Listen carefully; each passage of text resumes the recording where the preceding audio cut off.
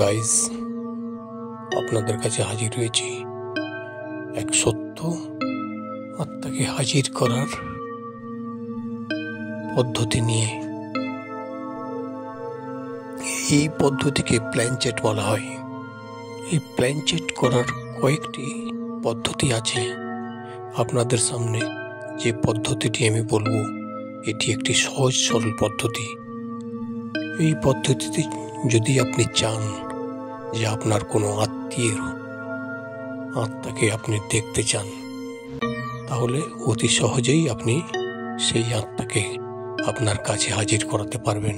তবে হ্যাঁ, এর আগে আপনাকে বুঝে নিতে হবে এই আত্মা উপস্থিত হয়েই কিন্তু আপনার ভীষণ ক্ষতি করে দিতে পারে। তারপরেও যদি আপনি রাজি থাকেন, অবশ্যই আপনি করতে পারবেন। এরকম বহু ঘটনা ঘটেছে, যারা আত্মা হাজির করতে গিয়ে পড়েছিলেন ভীষণ বিপদে। এবার পদ্ধতিতে আসি। প্রথম পদ্ধতি এবং সহজ পদ্ধতি। এই প্রথম বলবো, রাত হতে হবে 11টা থেকে 12টা, ঘর হতে হবে অন্ধকার, আর মানুষ হতে হবে 1 থেকে 2 জন, তার বেশি কিন্তু নয়। ঘরটি থাকতে হবে পরিষ্কার পরিচ্ছন্ন, যাতে কোনো নোংরা না থাকে এবং বিন্দুমাত্র আলোর কোনো রেশ না থাকে। আর যেই 2 জন যাবেন, তাদের হতে হবে পরিষ্কার পরিচ্ছন্ন এবং হতে হবে অত্যন্ত সাহসী। এবং যে ঘরে করবেন, সেই ঘরটি ভিতরে থাকতে হবে একটি টেবিল এবং 4টি মোমবাতি। রাত্রি 11:30টার পর মনে রাখবেন, ওই ঘরের সমস্ত বাতি নিভিয়ে দেবেন।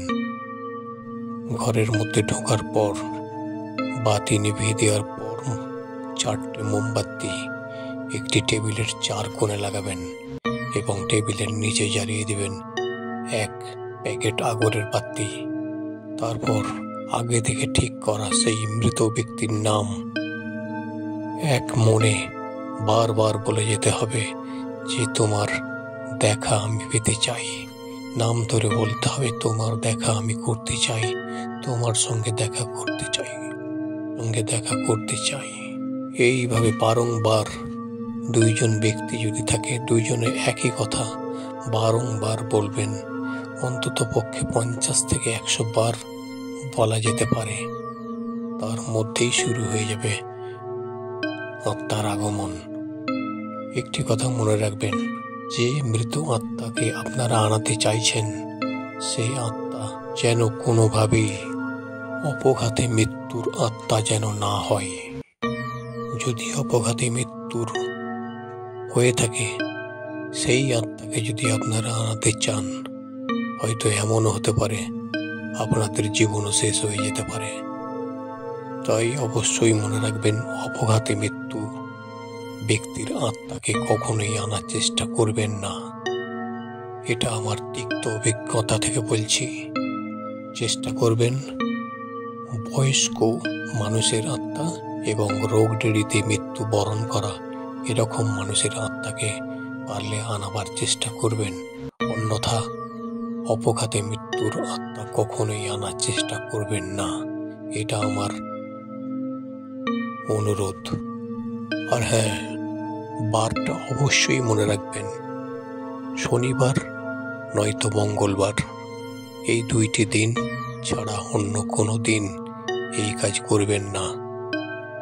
সময় আগেও বলেছি, আবারও বলছি, সময় 11টা থেকে 12টার মধ্যে বা 12টার পর, রাত্রি 12টার পর সময়টি ভালো করে মনে রাখবেন।